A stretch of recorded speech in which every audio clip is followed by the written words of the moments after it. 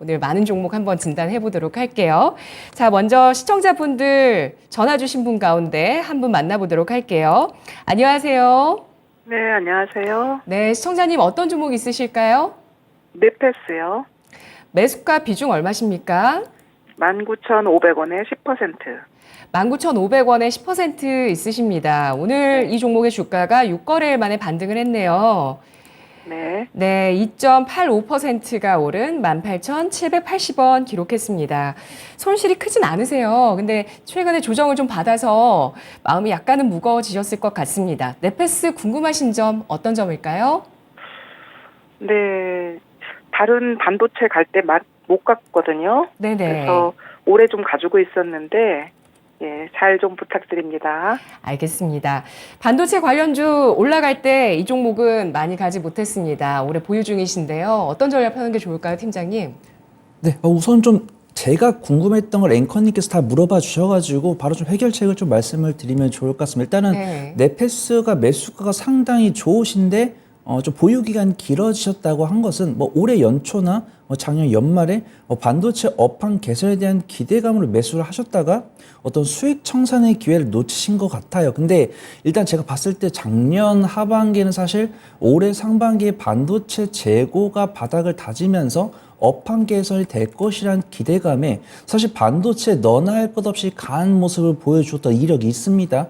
하지만 3월달과 4월달에 혜성처럼 등장했던 종목이 있죠. 바로 미국의 엔비디아입니다. 거기서 이제 메모리 반도체랑 시스템 반도체로 결이 갈리면서 메모리 반도체랑 시스템 반도체 솔직히 그 둘 다 실적을 잘 낸 기업도 있고 실적을 못 낸 기업이 있습니다. 실적을 못 낸 기업이라고 하더라도 엔비디아랑 관련 있는 종목은 어떤 실적 개선에 대한 기대감으로 뭐 SK 하이닉스 같은 기업이죠. 실적 개선에 대한 기대감으로 뭐 저항 구간을 열심히 지지하면서 우상향을 했지만 소재 부품 기업 중에서 실적이 나오지 못하는 종목들은 엔비디아의 훈풍을 입지 못하고 미끄러졌습니다. 여기서 일단 답이 나온 거죠. 이제 우리가 알고 있는 한미반도체나 뭐 가원칩스나 뭐 칩스앤미디어, 텔레피스 이런 종목들은 뭐 실적이 물론 잘 나왔습니다. 하지만 그런 종목들의 엔비디아 훈풍에 의해서 저점을 이제 갱신하지 않고 지지한 다음에 우상향하는 모습 보여줬는데 넷패스는 조금 아쉽습니다. 제가 기업 계열을 보니까 반도체 이제 소재 부품 관련 기업인데 자회사가 패키징 사업을 영위하고 있기 때문에 충분히 조금 후공정 관련 수혜를 입을 수 있다라고 저는 믿고 있지만 시장에서는 그 부분을 긍정적으로 받아주지 않은 것으로 판단되고 있고요. 지금 분기 실적을 보더라도 이제 어떤 매크로 변수, 미중 무역 분쟁이랑 뭐 러우 사태에 인해서 실적이 훼손이 됐는데 그 회복 속도가 조금 더딘 것은 아쉽다. 하지만 시청자분께서 매수 금액이랑 매수 비중이 상당히 긍정적이기 때문에 크게 우려하실 이유는 없다라고 판단하고 있고요. 이제 뉴스를 보더라도 어떤 소재에 관한 뉴스나 어떤 반도체 패키징 자회사의 폴리미드 대체 패키징 기술에 대한 기대감은 있습니다. 그래서 다만 아쉽게도 수익 청산 기회는 놓치셨지만 조금 더 보유 기간을 길게 한다라고 하면은 수익 청산의 기회가 올 거다라고 판단되고 있고요. 최근 수급 동향을 보면은 8월 24일부터 기관의 순 매수가 꾸준히 이어지고 있고 외인 투자가들은 매수와 매도를 조금 번갈아가고 있습니다. 그래서 이 넷패스에 대해서 외국인 투자가들은 사실 잘 모르겠다 이런 방향성을 유지하고 있지만 기관 투자가들은 중장기적인 관점에 따라서 삼성전자나 SK 하이닉스가 올해 하반기에 어떤 실적 회복에 대한 턴어라운드보다는 실적 회복, 분기 실적 손실폭 감소에 대한 기대를 갖고 있다. 그걸 좀 판단을 해보도록 하고요.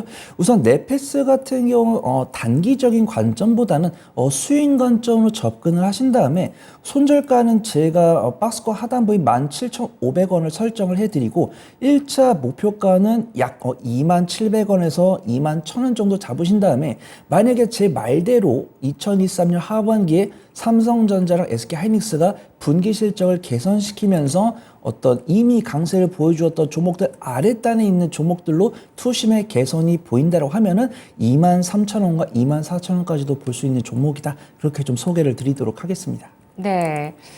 손절가는 얼마로 잡는 게 좋을까요? 손절가는 17,500원 정도 말씀드리겠습니다.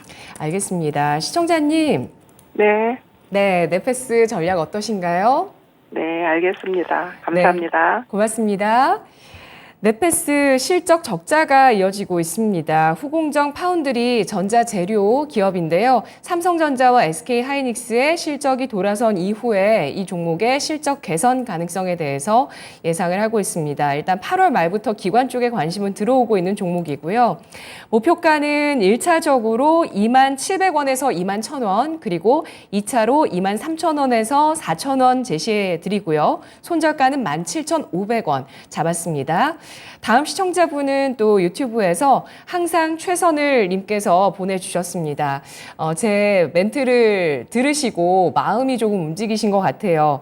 미라앵커님 오프닝 멘트처럼 KMW 종목 보다가 집 청소 마음을 먹었습니다. KMW 10% 비중 있으시고요. 43,000원에 3년째 가지고 있습니다.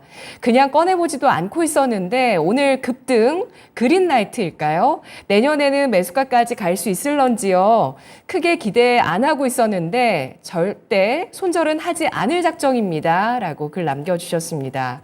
KMW 오늘 주가 14% 넘게 상승하면서 12,350원 선 종가를 형성했습니다. 정말 너무 반갑더라고요. 저마저도. 통신 장비주가 정말 소외를 많이 받았는데 오늘 장에 많은 종목들이 크게 상승을 했어요. KMW 어떻게 대응하는 게 좋을까요? 네, 갑자기 5G 통신 장비들은 정규장 마감을 앞두고 갑자기 몇몇 종목에 한해서 강한 모습 보여주고 있습니다. 뉴스를 보신 분들은 아시겠지만 바이든 대통령의 인프라법 대응을 통해서 5G 통신 기지국을 세우겠다 이런 뷰가 나오면서 에이스테크나 솔리드 이런 종목들이 강한 모습 보여주었습니다. 일단 5G 통신 장비 관련해서는 사실 2018년, 2019년 어떤 정부 정책에 대한 기대감으로 상승을 했지만 어떤 5G가 우리가 원하는 가성비나 그다음에 이제 뭐 KT 관련 뉴스가 있었죠. 우리가 5만 원, 6만 원대의 비용을 지불하지만 그 이상의 속도를 갖지 못한다는 부분들, 이런 정부 정책에 대한 지원을 소비자들이 만족을 못하다 보니까 활성화가 크게 되지 않았고, 이에 따라서 5G 관련 종목들의 실적이 많이 훼손됐습니다. 아마 이런 부분들은 KMW를 보유하신 주주분이라고 하신다면 충분히 좀 아시리라 판단되고 있고요. 5G 통신 장비에서는 1, 4분기 빠르게 조금 어떤 리오프닝에 대한 기대감으로 실적이 개선된 종목들이 있는데 5G 통신 장비 입장에서는 솔리드랑 RF-HRC만이 1, 4분기 흑자 전환하면서 5G 통신 장비 내에서 5구로 구분이 되고 있습니다. 일단 KMW를 보유하고 계시기 때문에 뭐 다른 종목에 대해서는 설명을 드릴 필요가 없다라고 판단되고 있고요. 일단 KMW의 이제 매수가 상당히 높으시고 비중은 다행히 작으십니다. 그러면 추가 매수 타점을 잡아야 되는데 사실 만약에 손실폭이 한 마이너스 20%가 안 되고 이 종목이 RFHC나 뭐 솔리드처럼 분기 실적이 확인이 됐다라고 하면은 추가 매수 의견을 드리겠지만 추가 매수는 조금 기다려 보시는 게 좋을 것 같습니다. 만약에 오늘 KMW 같은 경우는 기관의 순 매수가 들어왔는데 기관보다 개인 투자자분들이 적극적으로 매수를 하고 있기 때문에 내가 실적을 확인하지 않고 쌍바닥에서 추가 매수를 하지 않고 오늘 이렇게 15% 상승했을 때 추가 매수했을 때는 실적이 반영되지 못하면 다시 박스권 하단부로 들어갈 수 있기 때문에 정신적 어떤 고통을 가져갈 수 있다라고 판단됩니다. 그래서 KMW를 정말 추가 매수를 하고 싶으시겠지만 KMW가 이런 바이든 대통령의 진짜 정부 정책 수혜를 입는지 확인을 해야 되고, 이런 수혜 기대감으로 증권사에서 KMW가 2분기까지 힘들었지만 이런 정부 정책 수혜를 입어서 뭐 3분기나 4분기부터는 흑자 전환에 대한 기대감이 나올 것 같다, 이런 리포트가 나오면서 외인거 기관이 제법 폭발적인 수급을 넣어줄 때 추가 매수를 하는 것이 다시 물리더라도 빠르게 회복할 수 있다라는 관점이 있고요. 일단 KMW가 맥점을 잡고 우상향할 수 있는 이슈가 나왔지만 확실하게 재무 가치를 보고 추가 매수를 하는 게 좋을 것 같다라고 좀 말씀을 드리고요. 추가 매수할 자금으로는 KMW 좋지만 다른 종목들을 매매를 하시면서 KMW가 정말 수혜를 입고 실적 개선 가능성이 있는지를 확인하고 나서 결정을 해보신 게 좋을 것 같다. 그걸 좀 말씀을 드리도록 하겠습니다. 손절가는 제가 1,500원 정도 말씀을 드리고요. 추가 매수는 약 2주나 한 달 정도 확인하고 매매를 해보시는 게 좋을 것 같고 1차적인 목표가는 제가 19,000원 정도 말씀드리고 추가적인 실적 모멘텀이 나오면 추가 좀 끌고 갈 수 있다. 이거 좀 말씀을 드려보도록 하겠습니다. 네. 이분이 절대 손절은 하지 않을 생각이라고 하시는데, 추가 매수 결정되는 어느 시점이 오고, 그러고 나면은 이분 매수가 이상에서 탈출 가능하실까요?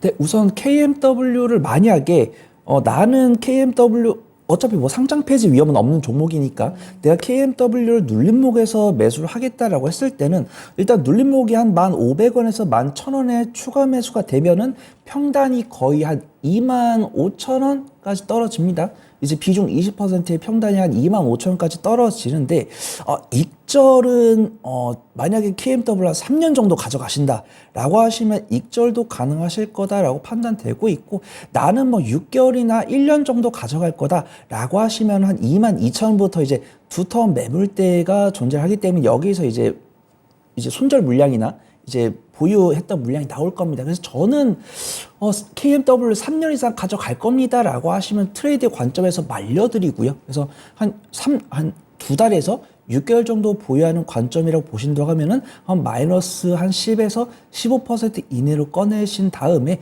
다른 종목으로 스위칭 하시는 게 조금 기회 비용을 줄일 수 있는 방법 같다. 좀 말씀을 드려보도록 하겠습니다. 네, 알겠습니다. 기회 비용을 줄이기 위해서는 종목 교체도 잘 고려를 해보는 편이 좋겠다라는 의견이 나왔습니다. 미국의 1조 달러 인프라 투자 법안 표결에 대한 기대감으로 오늘 주가 상승을 했는데 빠른 회복을 위해서는 흑자 전환된 실적, 또 외국인 기관의 강력한 수급 필요한 상황입니다. 이런 것들이 확인된 이후에 추가 매수해보자라는 전략이었고요. 손절가 1,500원 설정했습니다. 목표가는 1차 19,000원이었습니다. 다음 시청자분 또 전화 받아보도록 할게요. 안녕하세요. 네, 안녕하세요. 여보세요? 네, 시청자님 어떤 종목 있으신가요? 네네. 제가 LG 에너지 솔루션을 갖고 있어요. 50% 갖고 있는데요. 예. 56만 5천 원에 들어갔어요. 네네네. 제가 사실 그냥 SK 하이닉스도 한 500주 갖고 있었는데, 그렇게 연기금이랑 뭐 크게 팔아놓고선 지금 와가지고, 뭐 반도체 사라고 하고, 또 이건 또 배터리는 또 이렇게 소외시키면서 KB증권에서 또 네, 그것도 2차 또 전지 인버스. 만들어가지고 예. 쏠렸다고 해가지고 네네네. 근데 쏠리는 종목이 한두 가지도 아닌데 너무 심각한 것 같아요. 우리나라 증시가. 네. 하이닉스는 갖고 짧은 계신가요? 시간에 지금 1억이 넘게 날아가 버렸어요. 네. 시청자님, 그러면은 나머지 비중은 하이닉스이신 거네요? 아예 하이닉스 팔아버렸죠. 아. 결국은 그냥 그렇게 못 살게 굴었잖아요. 삼성전자고 하이닉스고 개인들이 갖고 있는 거 다 또 그렇게 매도 실적이 안 나온다 해가지고 그래가지고 그것도 그냥 진짜 헐값에 그냥 팔다시피 하고 그렇게 팔아가지고 또 SK 이노베이션에서도 그냥 그렇게 그냥 진짜 자동차가 몇 대가 날라갔어요, 진짜. 아유, 우리 시청자님 얼마나 속상하실까요? 증시가 이게 뭐야 도대체가. 우리는 진짜 기관들이 오히려 더 이렇게 좀 이렇게 잡아주고 연기금 같은 데서도 이렇게 좀 부양해주고 이런 게 있어야 되는데 그 사람들은 그냥 하이닉스 대표적인 거 팔아버리지 막 이런 식으로 하니까 주식을 어떻게 할 수가 없네요. 그래서 LG 에너지 솔루션은 SK 이노베이션 샀다가 또 손해보고 또 LG 에너지 솔루션 올라가나 해가지고 에코프로가 막 가니까 또 그렇게 비싼 가격에 또 들어갔다가 이렇게 재산이 다 날아가네요. 그냥 한 1억 4천 정도가 날아가 버렸어, 지금. 짧은 시간에. 시청자님, 그러면 이 지금 절반의 비중을 갖고 계시는 LG 에너지 솔루션에 대해서 저희가 좀 전략을 세워드릴 텐데, 투자 기간이나 뭐 특별하게 뭐 잡고 계시는 부분들, 기준이 있으시면 말씀해 주시면 저희가 전략을 세워볼게요. 그러니까 예.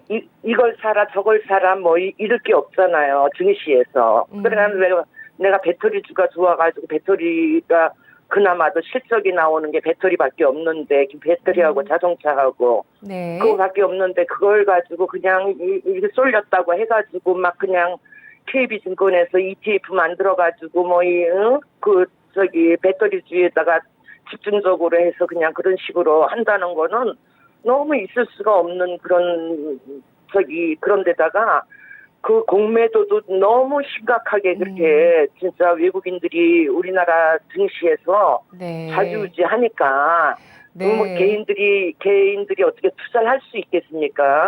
아유. 맞습니다. 시청자님, 저희 네. 시간 제한이 있기 때문에 오늘 그러면은 그렇죠. 손여로 팀장님한테 한번 맡겨보시면 좋을 것 같아요. 저희가 한번 내가 전략 세워드리도록 푸념을 하게 되는 거예요. 하겠습니다. 푸념을. 네네. 네, 이 아유, 종목 네, 오늘 감사합니다. LG 에너지 솔루션이 6거래일 연속의 하락을 기록하면서 50만 원 선을 깼습니다. 59만 4,500원이고요. 우리 시청자님 그 속상한 마음이 이제 흘러 넘치세요, 정말. 근데 이런 분들이 지금 오늘 많이 계실 것 같아요. 어제 오늘. 자, LG 에너지 솔루션 전략 어떻게 세우는 게 좋을까요?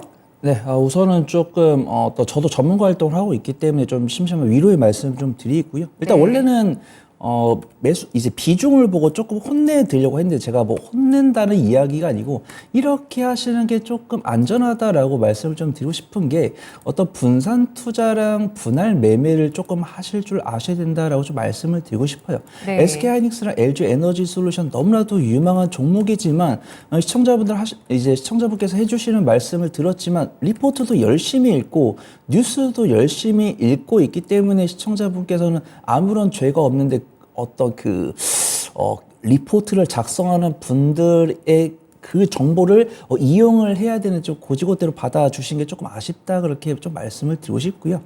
결과론적인 이야기가 되겠지만 비중을 40% 50% 실었을 때는 이 종목을 한 번에 매도를 하는 게 아니고 10%씩 쪼개서 하시거나 5%씩 쪼개서 하거나 제가 어떤 시가총액이 1,500억이 안 되고 1,000억이 안 될 때는 한 2번의 분할 매매를 하셔라 보통 이렇게 말씀을 드리고 시가총액 상위 100위 안에 있거나 조 단위가 넘어가는 종목은 5번에 나눠서 이제 분할 매매를 하시는 게 좋다라고 말씀드리는데 이런 부분들은 어차피 결과론적인 부분이니까 이렇게 노트에 적어 놓으셨다가 그래도 손 팀장이 작은 어머니 같은 분이니까 정말 도움이 되는 이야기다라고 해주시면 좋을 것 같고 네. 이제 LG 에너지 솔루션을 넘어오면은 사실 2차 전지 성장에 대한 어떤 성장성 이런 것들은 비판을 할 여지가 없습니다. 하지만 어떤 그 산업 사이클을 보더라도 독보적으로 매년 1등을 하면 좋겠지만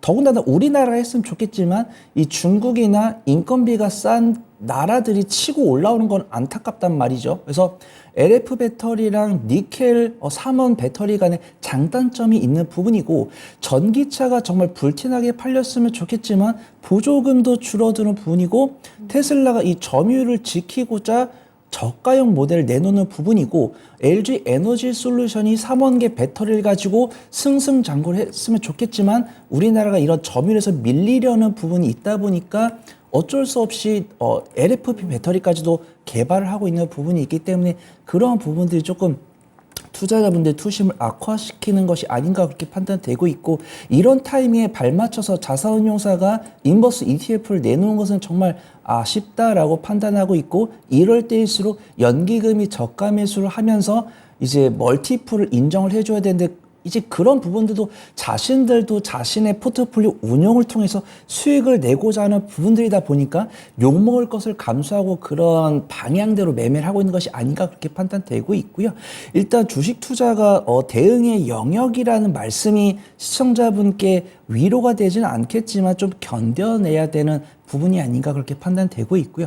LG 에너지 솔루션이 CATL의 추격을 받고 있고 BYD의 추격을 받고 있지만 LG 에너지는 스스로도 자신들의 본업을 열심히 하고 있습니다. 어떤 매출액과 영업이익이 점진적으로 상승하고 있는 부분들, 영업이익률을 5% 이상으로 키우려는 부분들, 그 다음에 그런 테슬라나 BYD의 추격을 따돌리기 위해서 이제 LFP 배터리를 개발하고 있는 부분들을 좀 알고 계시면 좋을 것 같고 연간 실적 기준으로 했을 때는 업종 이제 퍼가 63.06 업종포가 12.47이기 때문에 업종 대비 고평가 매력도가 있는 것은 맞지만 이런 2차 전지 시장이 2030년까지 8배가 커질 수 있다는 부분을 본다고 하면은 그 부분을 좀 감수하고 보유할 수 있는 종목이다. 그렇게 좀 판단을 해보도록 하고요. 만약에 시청자분이 이 LG 에너지 솔루션을 수익 관점으로 한 2주, 한 달만 보고 접근하신 것이라고 한다면 손절 말씀을 드리겠지만 만약에 LG 에너지 솔루션을 6개월, 1년 이상 보유하실 분이라고 한다면 지금 이렇게 외인과 기관의 매도세가 나오는 것은 아쉽지만 흔들리실 필요는 없다라고 판단하고 있고요. 지지구간이 어디서 형성될지는 잘 모르겠지만 저는 그래도 45만 원과 46만 원은 좀 지지하지 않을까 그렇게 판단하고 있고요. 45만 원과 46만 원 사이에서 지지한다고 하면은 단기적인 저항 구간은 56만 원. 시청자분께서 매수가 56만 5천 원이기 때문에 수익을 보고 매도하시긴 어렵다. 만약에 제가 이 자리를 떠나고 갑자기 LG 에너지 솔루션이 이 2차 전지 완성세 시장을 휘어잡으면서 60만 원까지 빠르게 간다라고 하면 입절하실 수 있겠다라고 판단이 되는데 지금 나오고 있는 매크로 변수나 LG 에너지 솔루션을 향한 뉴스를 봤을 때는 56만 원에서 조금 저항이 걸리지 않을까 판단을 해보도록 하겠습니다. 일단 제가 손절가는 45만 원, 46만 원을 말씀드리지만 의미 없는 가격대다 이렇게 보시면 좋을 것 같고요. 55만 원, 56만 원 도착했을 때 외인과 기관의 매수가 들어오면서 돌파한다. 그렇게 하시면 60만 원까지 보유하시면 좋을 것 같고 만약에 56만 원에서 저항이 걸리거나 외인과 기관의 차익실현이 나온다고 하면은 비중을 조금씩 줄이면서 다른 종목으로 스위칭 해보시면 좋을 것 같습니다. 네, 시청자님. 네네네. 네, 손현우 아유, 팀장의 네. 전략이었습니다. 네네, 감사합니다. 네, 고맙습니다. 네네, 네, 수고하세요. 네, 우리 시청자님 LG 에너지 솔루션 많은 비중 담으셨는데요. 분할 매수, 특히 큰 종목 같은 경우는 5번에 나눠서 매수하자라는 전략을 크게 강조를 해주셨고요. 정말 많은 내용들 녹여주셨어요. 목표가는 56만 원 제시하면서 기관 외국인 수급 동반했을 때 60만 원까지 2차 볼 수 있고요. 손절가는 45만 원 선 지지하는지 여부 보자라는 의견이었습니다.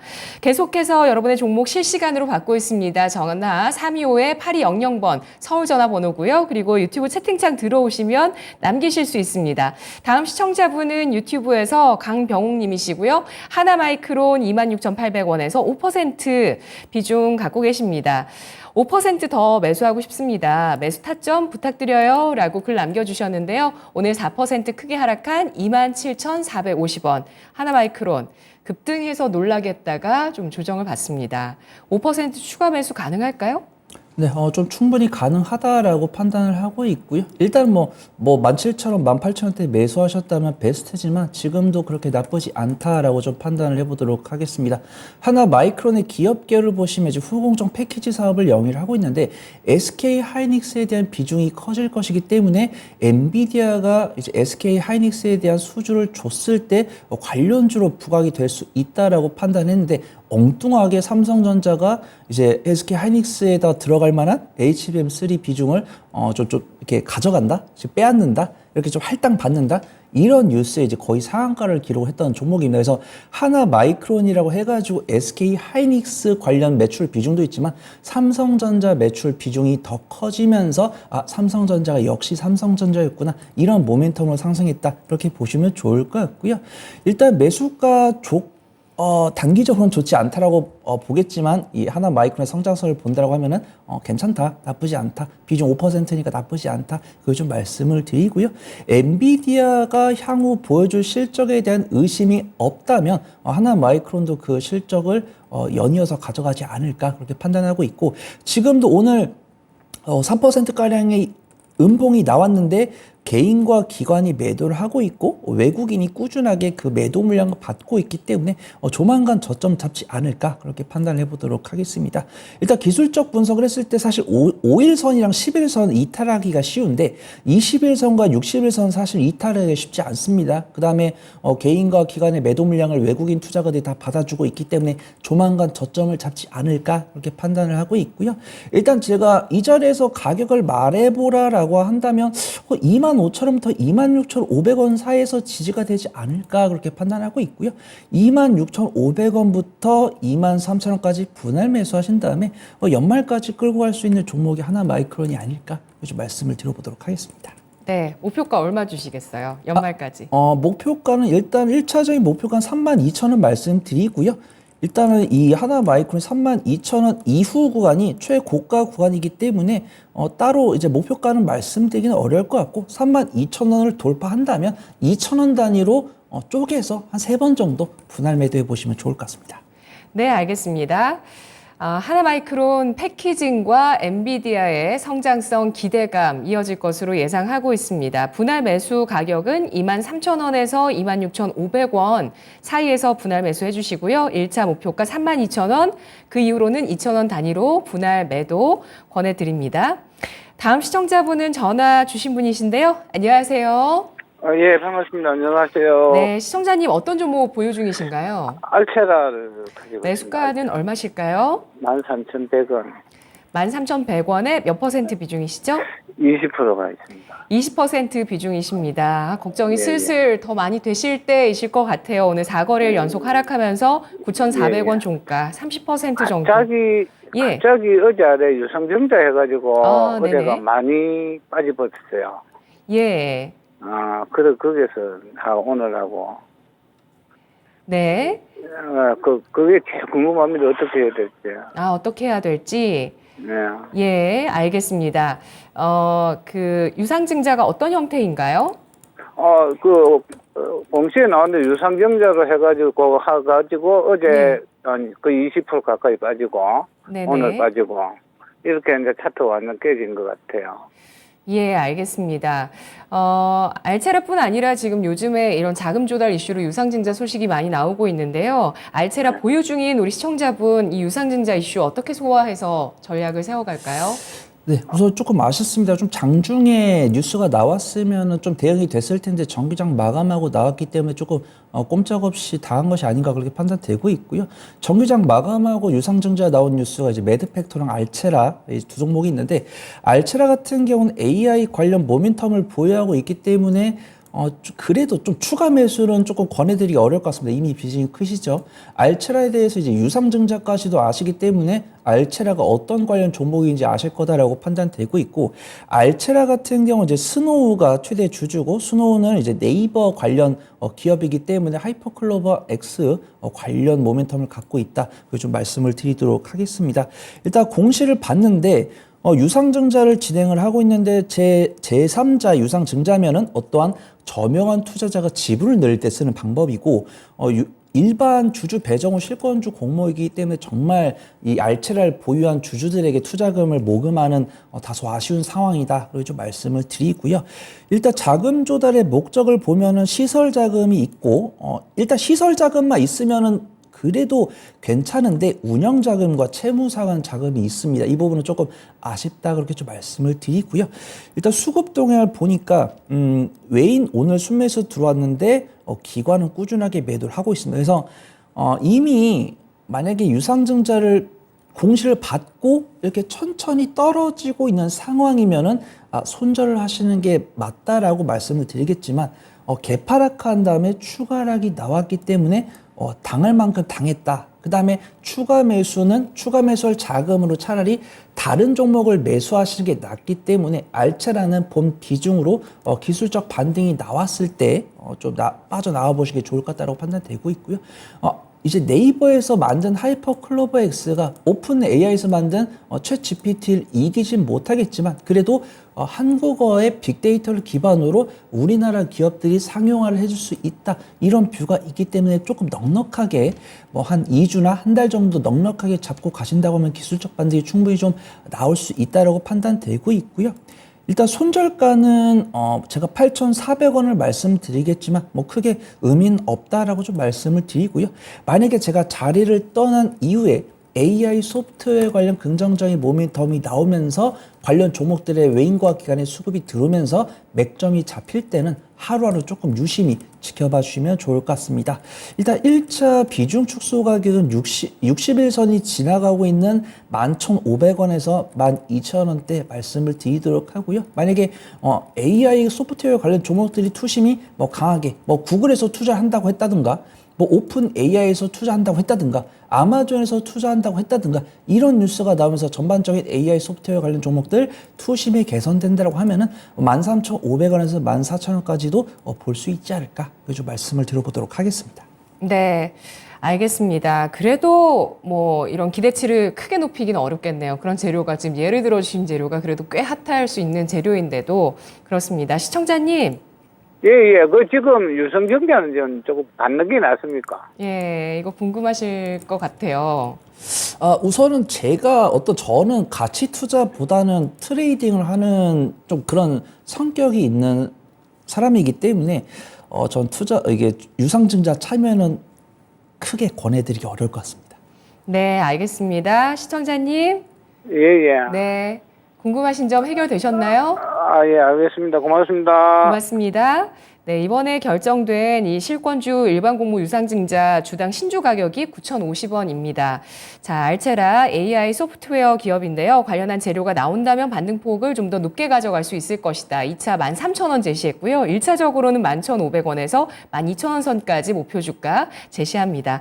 다음 시청자분은 유튜브에서 임준현 님이시고요. 하나솔루션 48,000원에 비중 15% 갖고 계시다고 남겨주셨습니다. 손실이 너무 커서 손절도 힘들 것 같고 추가 매수하면 빠져나올 수 있을까요? 너무 힘드네요. 진단 부탁드립니다. 라고 남겨주셨어요.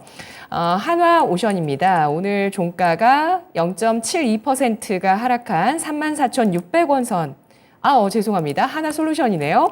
하나솔루션 오늘 종가가 3.17%가 하락한 32,100원 선의 종가를 형성했습니다. 이 종목이 지난해부터 그래도 지난해 이제 조정받을 땐 잘 가다가 지난해부터 쭉 하락 추세입니다. 어떻게 할까요? 네, 우선 하나솔루션 자체에는 잘못이 없지만 조금 이제 성장성에 대한 우려가 나온 것이 아닌가 그렇게 판단되고 있고요. 하나솔루션은 아시겠지만 화학산업도 영위를 하고 있고 신재생 에너지 산업을 영위를 하고 있는데 이제 신재생 에너지 태양광 관련하면은 HD 현대에너지 솔루션과 하나솔루션이 양대 산맥을 기록을 하고 있는 종목입니다. 근데 HD 현대솔루션에 비해서 태양광 비중이 적기 때문에 어떤 업황에 대한 우려에 따라서 실적 충격은 적은 게 맞고 연간 실적 기준으로도 매출액과 영업이익은 꾸준하게 나오고 있습니다. 실적이 폭등하거나 폭락하고 있는 부분은 아니지만 저는 실적은 본전을 잘 하고 있다 그렇게 판단되고 있고요. 업종포가 12.02이고 현재포가 17.78, 12개월 선행포, 내년 실적을 기준으로 했을 때는 10.69이기 때문에 실적만 봤을 땐 저평가 매력도까지 가져갈 수 있습니다. 하지만 하나솔루션이 기업 분할 이후에 어떤 좀 재방향을 가지 못하고 있는 부분은 하나솔루션이 의존을 하고 있는 미국의 신재생 에너지 플랜트에 대한 난항이 좀 발목을 잡고 있는 것이 아닌가 그렇게 판단되고 있고요. 이제 뉴스를 살펴보신 분들 아시겠지만 바이든 대통령이 신재생 에너지 단지를 미국에 설치를 하겠다고 했습니다. 그 다음에 이 신재생 에너지에 들어가는 태양광이나 해상풍력 터빈, 타워 이런 것들을 수입을 하겠다고 발표를 했는데 그 수입이 차질을 겪고 있는 것으로 확인되고 있습니다. 예를 들어서 미국의 이만한 땅덩어리에 신재생 에너지 단지를 넣어야 되는데 어떤 이 프로젝트 자금이 원활하게 모금이 안 되고 있습니다. 이제 미국에서 여기에다가 이 단지에다가 신재생 에너지 타워나 터빈을 설치를 해야 되는데 대금이 없다 보니까 잠깐만 기다려. 내가 이 돈을 모아가지고 수입을 해가지고 여기다 설치를 할게. 이렇게 계획을 하고 들어갔는데 자금 모금이 안 되다 보니까 이제 그 뉴스를 보시면 이제 오스테드가 주축이 되고 있습니다. 이제 덴마크 기업인데 덴마크 오스테드가 주축이 돼가지고 그 프로세스 단지를 설치를 하고 있는데 이 차질이 되고 있는 부분들 그래서 손실이 거의 6조 달러가 될 거다라는 뉴스가 나왔는데 이 프로세스를 진행하려고 수주를 했는데 이 수주 대금을 지불하지 못하고 있는데 이 프로젝트를 진행하기 위해서 채권까지 발행을 했는데 수익이 나오지 못하고 있는데 채권 이자는 줘야 되다 보니까 이러한 부분들이 손실폭이 증가될 것이다. 이런 뷰가 있고 이런 뷰에 따라서 하나솔루션이 지금 다소 아쉬운 행보를 걷고 있다. 이렇게 좀 이해를 해보시면 좋을 것 같고요. 15% 비중을 갖고 계신데 추가 매수 의향이 있으신지는 모르겠습니다. 근데 하나솔루션을 현재 가격에서 추가 매수를 하는 게 아니고 일단 바닥부터 다져야 될 것 같습니다. 그 다음에 앞서 말씀드린 프로젝트가 이 난항을 견뎌내고 차차 프로젝트를 나아간다. 이런 뉴스가 나오면 그때 추가 매수를 해보시는 게 좋을 것 같고요. 추가 매수를 안 하겠다라고 하셔도 그냥 본비중만으로 대응을 해보시면 좋은데 일단 손절가는 제가 일단 31,000원이나 30,000원대 좀 조정을 해드리는데 일단 맥점 잡고 반등할 때는 일단 첫 번째로는 38,000원 돌파를 해야 되고 두 번째로는 45,000원 돌파를 해야 되는데 만약에 제가 말씀드렸던 악재들이 어떤 재료가 선반영이 빨리 되면 확실히 좀 빨리 비중을 줄일 수 있는 시기가 다가올 것 같다. 그걸 좀 말씀을 드려보도록 하겠습니다. 네, 알겠습니다. 하나솔루션. 정말 미국에서 사업을 잘 하고 있는데 일단 대형 프로젝트를 추진하는 과정에서 자금상의 이런 좀 어려움들이 난항을 겪고 있는 상황입니다. 바로 어제 나왔던 소식 가운데 하나도 미국의 계열사 실버피크 솔라 쪽에 6,663억 원 규모의 채무 보증 결정 소식도 있었는데요. 7거래일 연속 하락을 보여주고 있는 한화솔루션 신저가 주죠. 손절가는 3만 원, 목표가는 38,000원, 2차로 45,000원까지 제시했습니다. 자, 이렇게 여러분의 종목을 쭉 진단을 해드렸고요. 이제 손여로 팀장의 내일장의 전략 포인트 알아보겠습니다. 팀장님, 네, 토마토 증권통 첫 출연이신데 긴장도 하지도 않으시고 긴장했습니다. 너무 감사합니다. 자, 오늘 시장 어떻게 보셨는지 지금 어려움 겪고 계시는 분들이 너무 많으세요. 전략 포인트 제시해 주시죠. 네, 확실하게 내가 매매에 자신이 없다라고 하면은 뭐 예. 수익을 보기 위해서 너무 크게 노력하실 필요는 없다라고 판단하고 있고요. 일단 빠르게 사실은 어떤 대외적인 변수가 없었다라고 하면은 이번에 CPI 발표나 선물옵션, 국내 선물옵션 만기를 기점으로 시장이 좀 정상화되지 않을까 그렇게 판단을 했습니다. 하지만 유가가 올라가는 부분이고 유가 상승을 부추기는 뉴스들이 많이 나오고 있습니다. 사우디아라비아 같은 주요 산유국들이 감산을 유지를 하겠다고 하고 있고 이제 바이든 대통령 같은 경우도 이런 유가 상승을 막기 위해서 군 비축유를 풀고 있지만 이제 우리가 주간 원유 재고를 통해서 그 비축유가 얼마 있는지 알 수 있거든요. 근데 이런 군 비축유 일정 이상을 확보해야 되는 이 군 비축유가 바닥을 드러내고 있다는 부분이 나오고 있습니다. 그러면 산유국 입장에서는 어떻게 할까요? 어차피 나는 사우디고 나는 아랍인데 미국 사정 봐줄 필요 없겠죠. 미국은 이 군 비축유를 채워야 되는데 군 비축유가 바닥이 났다?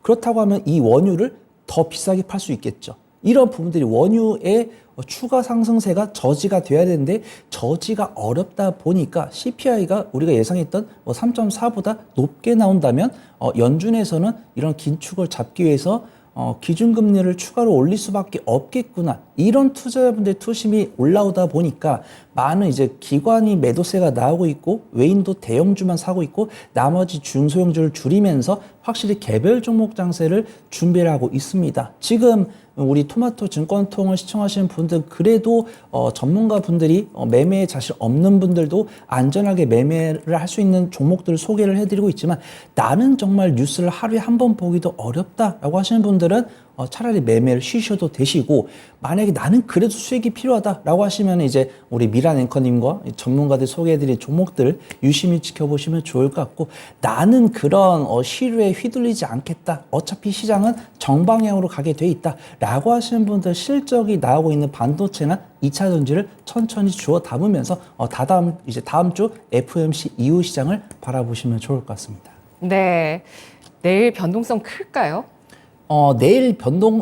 내일이랑 금요일 변동성 크지 않을 것 같습니다. 이제 지수나 수급동행 같은 경우도 변동성이 이제 크지는 않았지만 개별 종목이라고 할 수 있는 원유, 요소수, 히토류, 비료, AI, 그다음에 의료에 이런 종목들은 변동성이 강하니까 이런 변동성 오히려 그 부분에 한해서는 이용해 볼 수 있지 않을까. 그래서 판단해 보도록 하겠습니다.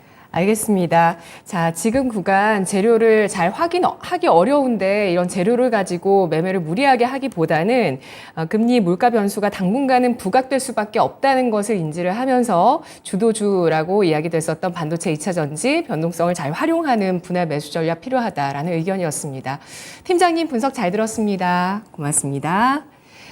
지금까지 투자 판단에 도움드릴 수 있는 내용들 알아봤습니다. 다만 주가의 상승과 하락을 보장하지 않는다는 점 유의하시면서 투자하시면 좋겠습니다. 내일 만기일 CPI 재료 녹여내는 시장인데 이젠 또 다음 주에 20일 현지 시간 FOMC 회의까지도 중요해지고 있습니다. 계속해서 토마토 증권 통해서 전략 세워나가세요. 내일 뵙겠습니다. 고맙습니다.